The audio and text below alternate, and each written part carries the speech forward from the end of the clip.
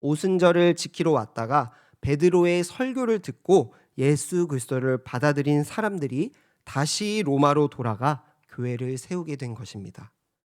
이러한 로마 교회에는 시간이 지남에 따라 다양한 사람들이 들어왔습니다. 베드로를 통해 예수님을 믿게 되었지만 율법을 중시하던 유대인들, 그리고 유대 정통을 모르는 율법을 알지 못하는 로마 사람들, 헬라 이방인들이 서로 교회에 모여 다른 신앙 생각을 가지고 있었습니다. 신앙의 혼돈 속에서 로마 지역에는 더 큰 문제가 발생했습니다. 사도행전 18장 2절입니다. 제가 읽겠습니다. 아굴라라 하는 본도에서 난 유대인 한 사람을 만나니 글라우디오가 모든 유대인을 명하여 로마에서 떠나라 한 고로 그가 그 안에 브리스길라와 함께 이달리아로부터 새로운지라 바울이 그들에게 가매. 아멘. 글라우디오 황제가 로마에 있는 유대인들을 핍박하며 쫓아낸 것입니다. 교회의 유대인들은 핍박을 받으며 쫓겨나고 율법을 알지 못하는 이방인 성도들은 신앙을 온전히 알지 못한 채 교회에 남아 여러 문제들이 발생하게 되었습니다. 로마 교회에 가보지 못했던 바울은 이러한 어려움을 당하고 있는 로마 교회에게 참된 신앙을 복음을 전하기 위해 편지를 썼습니다. 그렇기에 로마서는 바울이 전하고자 했던 참된 복음, 가장 순수한 복음이 담겨 있습니다. 우리의 신앙의 선배인 종교개혁자들도 이 로마서를 통해 회심을 하기도 했고 이 로마서를 통해 복음을 자세히 밝히려고 노력했습니다. 오늘 함께 로마서 말씀을 나눌 때 더욱더 복음을 향한 기쁨과 구원에 대한 은혜가 넘치시길 간절히 소망합니다. 바울은 1장 1절부터 7절까지 인사말과 바울이 말한 복음이 무엇인지에 대해 자세히 언급합니다. 만약 성도님들께서 처음 보는 사람에게 자신을 소개한다면 어떻게 소개하시겠습니까? 내가 어디에 사는지, 내 출신은 어디인지, 내가 어느 학교를 나왔는지, 내 직업은 무엇이며 내가 하는 일인 무엇인지 등 내가 어떤 사람인지를 이렇게 소개할 것입니다. 그런데 일면식도 없는 로마 교회 성도들에게 바울은 자신을 이렇게 소개합니다. 같이 1장 1절을 읽겠습니다. 1절 말씀입니다. 시작. 예수 그리스도의 종 바울은 사도로 부르심을 받아 하나님의 복음을 위하여 택정함을 입었으니 아멘. 먼저 바울은 자신을 예수 그리스도의 종으로 소개합니다. 사실 바울은 종과는 어울리지 않는 지위가 있는 사람이었습니다. 순수 유대인으로 베냐민 지파의 히브리인이었고 8일 만에 할례를 받았고 유대의 전통과 율법에 정통했던 사람입니다. 또 태어날 때부터 로마 시민권을 얻은 대단한 사람이었습니다. 유대 공회의 공회원으로서 당대 최고의 유대학자인 가말리엘 문화에서 교육을 받은 사람이었습니다. 오늘날로 학력과 능력, 집안 어느 것 하나 부족한 것이 없던 사람입니다. 그런데 바울은 자신을 그리스도의 종이라고 말합니다. 종이란 노예입니다. 당시의 노예는 자기 인생이 없는 사람이었습니다. 자기 의지도 없고 심지어 목숨마저 주인의 권한일 정도로 자유가 없는 존재였습니다. 그만큼 바울은 그리스도께 완전히 사로잡힌 자로서 자기를 철저히 부정하며 오로지 그리스도만 드러내길 원했던 것입니다. 두 번째로 바울은 자신을 복음을 위해 부르심을 받았다, 택정함을 받았다라고 소개합니다. 부르심을 받았다는 것은 나의 의지가 아니라 하나님께서 불러주셨다는 것입니다. 이는 내가 부르심을 받은 것은 나의 능력과 자랑이 아니라 하나님의 은혜임을 고백하는 것입니다. 또한 그는 지금 자신을 드러내며 강조하는 것이 아니라 복음을 위해 부르심을 받았다고 말하며 복음을 강조하고 있습니다. 부르심을 받은 이유, 예수 그리스도의 종인 이유는 복음을 전하기 위함입니다. 이 복음은 우리말로 말하면 복된 소식, 기쁜 소식으로 말할 수 있을 것 같습니다. 그런데 당시 복음이란 히브리어 헬라어 단어로 유앙겔리온으로서 특별한 소식을 가리켰습니다. 로마에서 왕이 태어나거나 혹은 큰 전쟁에서 승리할 때 유앙겔리온, 복음이라고 사용했던 것입니다. 왕이 없다면 분쟁이 일어나거나 나라가 망합니다. 전쟁에서 패하게 된다면 그 나라는 속국이 되거나 사라질 것입니다. 그만큼 복음은 그 당시 사람들의 삶과 직결된 문제였고 복음은 로마와 연관이 되었습니다. 그런데 바울은 복음을 하나님의 복음이라고 말합니다. 복음이라는 단어를 사용하면서 로마 교회의 성도들에게 바울은 로마 황제가 등극한 것이 복음이 아니라 우리의 삶의 안위와 평화가 복음이 아니라 복음은 하나님의 것이다 라는 말을 내포하며 그리스도와 복음을 소개하고 있는 것입니다. 대구 동성교회 성도님들, 우리는 모두 하나님의 부르심을 받은 예수 그리스도의 종입니다. 하나님께서는 우리를 만세전에 택하시고 하나님의 자녀로 삼아주셨습니다. 우리에게 복음을, 예수 그리스도를 깨닫게 하시고 믿게 하심으로 교회로 불러주셨습니다. 바울은 자신을 소개함을 통해 자신이 아닌 오직 예수 그리스도가 드러나길 원했습니다. 바울의 이러한 소개를 보면 얼마나 예수 그리스도의 메인자인지 잘 알 수 있습니다. 우리의 삶 또한 이와 같아야 합니다. 우리의 삶에서 내가 아닌 예수 그리스도가 드러나야 합니다. 우리 삶에서 내가 아닌, 나의 자녀가 아닌, 나의 권력이나 물질이 아닌 예수 그리스도가 자랑이 되어야 합니다. 왜냐하면 예수 그리스도께서 우리의 주인이시기 때문입니다. 주님께서 우리의 삶을 인도하시기 때문입니다. 내 삶의 주인이 오직 주인이심을 고백하며 주님이심을 고백하며 날마다 복음으로 살아가시는 대구 동성교회 성도님들 되시길 간절히 소망합니다. 2절부터는 복음이 무엇인지 자세히 설명하고 있습니다. 2절의 복음은 그의 아들에 관한 것으로 성경을 통해 미리 약속하신 것이다 라고 말씀합니다. 구약 성경을 통해 선지자들을 통해 약속하신 것이 복음이다 라고 말씀하는 것입니다. 복음은 하나님께서 미리 약속하신 것입니다. 인간의 약속은 때로 지키지 못할 때가 있습니다. 또한 스스로 어기기도 합니다. 부모가 자녀에게 약속을 해도 지키지 못할 때가 있듯이 말입니다. 그러나 신실하신 하나님께서는 이미 만세전에 또한 성경을 통해서 약속하신 것을 반드시 이루어 가십니다. 그 약속은 바로 하나님의 아들에 관한 것입니다. 이 복음은 예수 그리스도께서 하나님의 아들이심이 선포된 것입니다. 예수님은 참 사람으로서 다윗의 자손으로 이 땅에 오셨습니다. 참 사람이시기에 우리가 겪는 아픔과 고통, 슬픔과 굶주림 모든 것을 다 겪으셨습니다. 우리 인간의 심정을 너무나 잘 아십니다. 또한 그분은 참 하나님으로서 죽었다가 부활하셨습니다. 아담의 원죄로 인해 타락한 모든 인류에게 죽음이 다가왔고 이 죽음은 우리에게서 절대 벗어날 수 없는 올무가 되었습니다. 이 죽음은 영원한 죽음, 하나님과의 단절을 말합니다.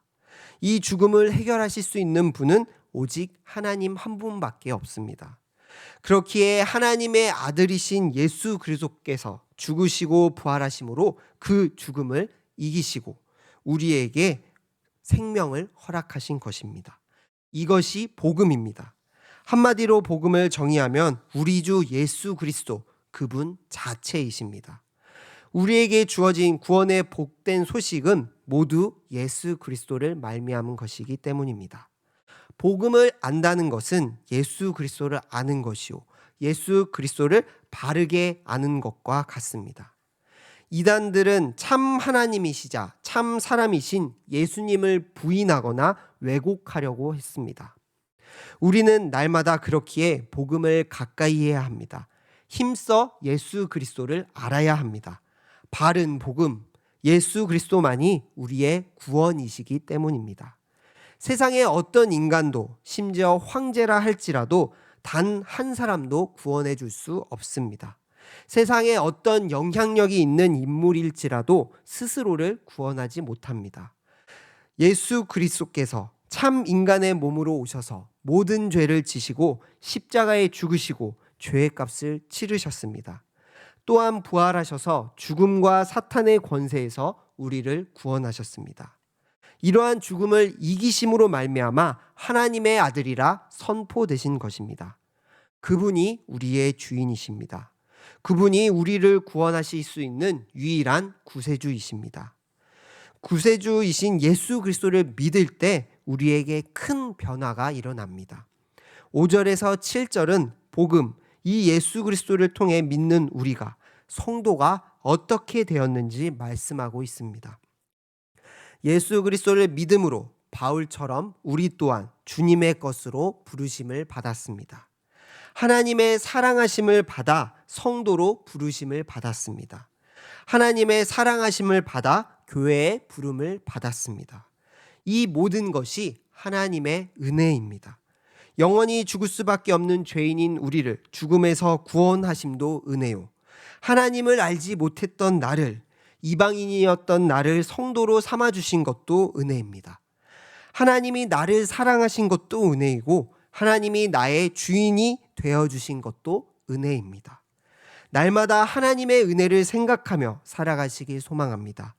날마다 이 은혜로 살아가시는 성도님들이 되시길 간절히 소망합니다. 8절부터 15절까지는 로마 교회를 향한 바울의 마음과 로마 교회로 가고 싶었던 바울의 마음을 담고 있습니다. 바울은 하나님이 증인이시다라고 고백하며 자신이 얼마나 로마 교회를 방문하기를 원했는지 말합니다. 바울이 이토록 로마 교회에 가기를 바랬던 것은, 간절히 원했던 것은 어떤 이유일까요? 14절에 바울은 자신을 빚진 자라고 소개합니다. 헬라 사람이나 미개한 사람이나 지혜가 있는 사람이나 어리석은 사람이나 모든 사람에게 빚을 졌다 말합니다. 바울은 어떤 빚을 졌길래 이렇게 말하는 것일까요?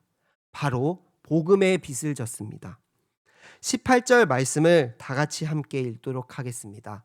18절 말씀입니다. 시작. 그러므로 나는 할 수 있는 대로 로마에 있는 너희에게 복음 전하기를 원하노라. 아멘. 14절에 자신을 빚진 자로 말한 뒤 15절에 그러므로 라고 시작합니다. 바울은 빚진 자로서 복음을 전하기 원했습니다. 바울은 복음의 빚을 졌습니다. 우리는 모두 예수님께 빚진 자입니다. 값없이 우리를 위해 십자가에 못 박혀 죽으신 예수 그리스도의 희생은 우리에게 1만 달란트 빚진 것과 같습니다. 예수쟁이들을 쫓아 죽이려고 했던 바울은 다메섹으로 가는 길에 예수 그리스도를 만남으로 인해 인격적으로 변화되고 새 사람이 되었습니다. 예수 그리스도를 핍박하던 자에서 예수 그리스도를 증거하는 자가 되었습니다. 예수님을 알지 못하던 자에서 복음을 믿음으로 복음을 전하는 자가 되었습니다. 복음은 주님께 은혜를 받은 자가 완전히 새롭게 변화되고 재창조가 일어나는 하나님의 능력입니다. 한 인간의 모든 변화를 받아 죽은 영혼이 살아나고 하나님 앞에 의인이 되는 것이 이 놀라운 구원, 하나님의 복음입니다. 복음은 한 사람의 인생을 변화시킵니다. 그래서 16절에 바울은 복음을 부끄러워하지 않는다라고 말합니다. 바울 시대에는 복음을 부끄러워하는 일들이 많았습니다. 죄수들이 달려 죽은 그 십자가 형틀에 죽으신 예수님과 로마 황제를 비교했을 때 복음은, 기쁜 소식은 예수님과 어울리지 않는다고 생각했을지도 모릅니다. 세상 사람들에게 십자가 사건은 고린도전서 1장 23절에 말씀하시는 것처럼 유대인과 이방인들처럼 거리끼는 것이고 미개한 것으로 보일지 모릅니다. 그러나 믿는 자에게 십자가 사건은 하나님의 능력입니다. 그래서 바울은 이 복음을 부끄러워하지 않고 모든 믿는 자에게 구원을 주시는 하나님의 능력이라고 말하였습니다. 왜 복음이 하나님의 능력이라고 말하는 것일까요? 다 같이 17절 말씀을 큰 목소리로 읽도록 하겠습니다. 시작. 복음에는 하나님의 의가 나타나서 믿음으로 믿음에 이르게 하나니 기록된 바 오직 의인은 믿음으로 말미암아 살리라 함과 같으니라. 아멘. 복음이 부끄러운 것이 아니라 하나님의 능력인 이유는 바로 복음에는 하나님의 의가 나타나 우리를 구원에 이르게 하기 때문입니다. 하나님께서는 예수 그리스도를 통하여 십자가 사건을 통하여 하나님의 의를 드러내셨습니다. 여기서 의는 다양한 의미를 내포하고 있습니다. 하나님의 속성, 하나님은 의로우신 분이십니다. 그리고 하나님께서 하신 일, 의로우신 하나님께서 의로우신 일을 하셨습니다. 그 일은 바로 복음, 예수 그리스도를 통해 믿는 자들을 의롭다 여겨주신 것입니다. 죄인에서 의인이라는 새로운 신분을 주신 것입니다. 사람은 스스로 선함이나 행위로 의롭게 될 수 없습니다. 오직 의로우신 하나님께서 예수 그리스도를 통하여 영원히 죽을 수밖에 없는 죄인인 우리들을 의롭게 여겨주심으로 구원을 주신 것입니다. 만약 우리의 실력이나 행동으로 구원을 받는다면 우리는 구원을 받지 못할 것이고 또 주님께 나아가지 못할 것입니다. 믿음으로는 너무나 연약하고 항상 넘어지는 존재이지만 우리에게 계속 일어나 주님께 나아갈 수 있도록 해주실 수 있는 이유는 예수 그리스도를 통하여 우리에게 부어주신 이 하나님의 의를 의지함으로 말미암아 예수 그리스도의 공로를 의지함으로 말미암아 우리가 다시 믿음으로 살아갈 수 있는 것입니다. 우리를 의롭다 여겨주신 그 은혜 때문에 오늘도 하나님께 나아올 수 있는 것입니다. 오늘 하루도 죄인인 우리가 의인으로 살아갈 수 있는 이유, 그것이 바로 의로우신 하나님께서 우리를 의롭다 여겨주셨기 때문입니다. 날마다 부족한 우리를 의롭게 여겨주시고 다시 일으켜 인도하시는 그 하나님의 의로우심을 의지하며 살아가시는 대구 동성교회 성도님들 되시길 소망합니다. 바울은 17절에 하박국 선지자의 말을 인용해서 다시 이 말을 말합니다. 오직 의인은 믿음으로 말미암아 살리라 라고 말씀합니다. 의롭다 여김을 받은 성도, 이 의인은 어떻게 믿음으로 살아갈 수 있을까요?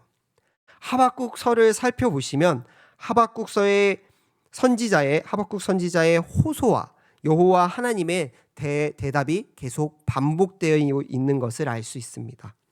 하박국 선지자는 하나님께 악이 계속되는데도 하나님이 왜 가만히 계시냐고 질문합니다. 그러자 하나님께서는 나에게 놀라운 계획이 있다라고 대답하십니다. 하나님의 대답에 하박국은 다시 어떻게 악한 나라를 통해 이스라엘을 치시는지, 악인을 사용해 의인을 괴롭히게 하실 수 있는지 질문합니다. 그러자 하나님께서는 이렇게 말씀하십니다. 비록 더딜지라도 기다리라. 지체되지 않고 반드시 응하리라. 하나님은 때가 되면 세상의 악한 자들을 심판하리라 라고 말씀하셨습니다. 그리고 자신의 백성들을 구원하실 것이다 라고 약속하셨습니다. 우리가 믿음으로 살아갈 때 어려움이 없지 않습니다. 어려움이 있고 괴로움이 있지만 반드시 하나님의 자녀를 구원하실 것을 하나님께서 말씀하신 것입니다.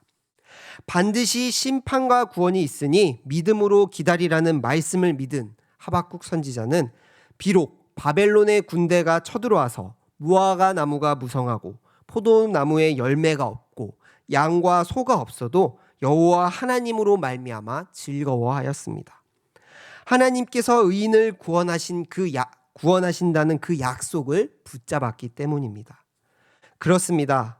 우리가 아무리 연약해도 이 세상 가운데 교회가 욕을 먹고 무너진다 할지라도 신실하신 하나님께서는 반드시 하나님의 때에 하나님의 일을 이루어 가실 것입니다. 하나님의 복음을 따르는 자들을 구원하실 것입니다. 말씀을 정리하겠습니다. 오늘날 우리는 복음보다는 로마와 같이 삶의 평안과 안위가 중시되는 세상 가운데 살아가고 있는 것 같습니다. 예수님의 말씀보다는 힘 있는 유명인의 말 한마디가 사람들을 좌지우지하고 세상을 좌지우지하는 것 같습니다. 또한 현실적인 문제들, 어려움들, 가족의 문제, 사업의 문제, 인간관계의 문제들이 우리의 삶을 흔들고 우리의 믿음을 흔들기도 합니다. 그러나 하나님의 의로우심을 받은 성도에게는 복음이면 충분합니다. 우리는 연약하여 복음을 부끄럽게 하지만 복음은 절대 우리를 부끄럽게 하지 않을 것입니다. 세상이 예수 그리스도를, 복음을 가볍게 여길지라도 부끄럽지 않은 것은 우리를 구원하시는 하나님의 능력이기 때문입니다. 예수 그리스도를 믿으며 믿음으로 살아가는 의인들을 하나님께서는 반드시 구원하실 것이기 때문입니다. 바울이 복음은 하나님의 능력이다 라고 확실하게 고백하며 로마 교회에 전하고자 했던 것처럼 날마다 복음의 능력을 경험하며 누리며 살아가시는 대구 동성교회 성도님들이 다 되시기를 간절히 소망합니다. 기도드리겠습니다.